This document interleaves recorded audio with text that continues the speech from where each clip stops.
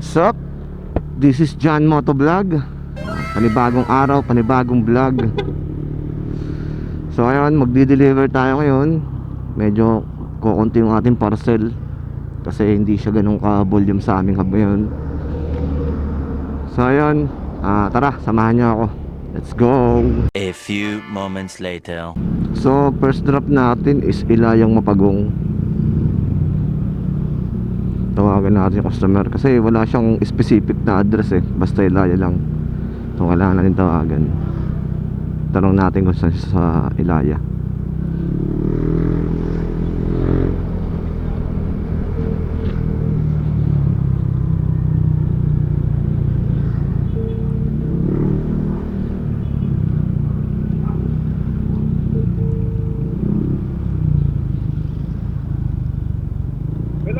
Hello po sir, good afternoon.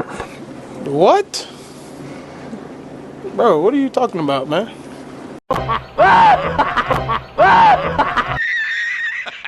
Good morning po. Sir, sa Plus Express Delivery po ito, Shopee, Lazada, TikTok sir. Sir, tanong ko lang, saan po ba kayo sir sa Ilaya? Walang order.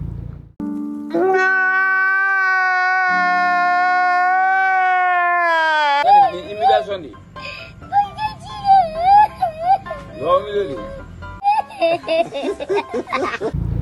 Wala po kayong order. Wala, hindi ko alam.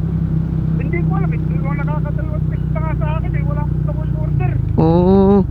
Ganun po ba sir? Sir, ganito na lang sir, kung okay lang naman sir kung wala kayong order talaga. Pero ito naman sir, sir, paano na lang ako sir kasi meron tayong proseso ng pagka-cancel eh. Pa-text na lang ako sir ng pangalan nyo, tapos cancel order.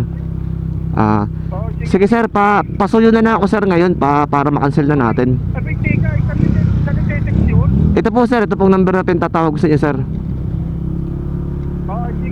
Sige. Sige sir, okay po sir, salamat po, thank you po. Sige po.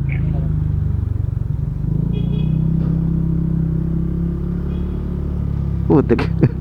First drop natin, cancel. Rating naman oh.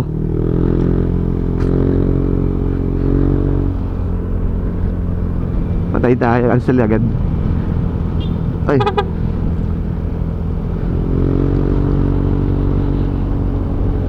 Cancel. Tapos sino kasunod natin? Sama naman ang benamano natin guys. Cancel agad.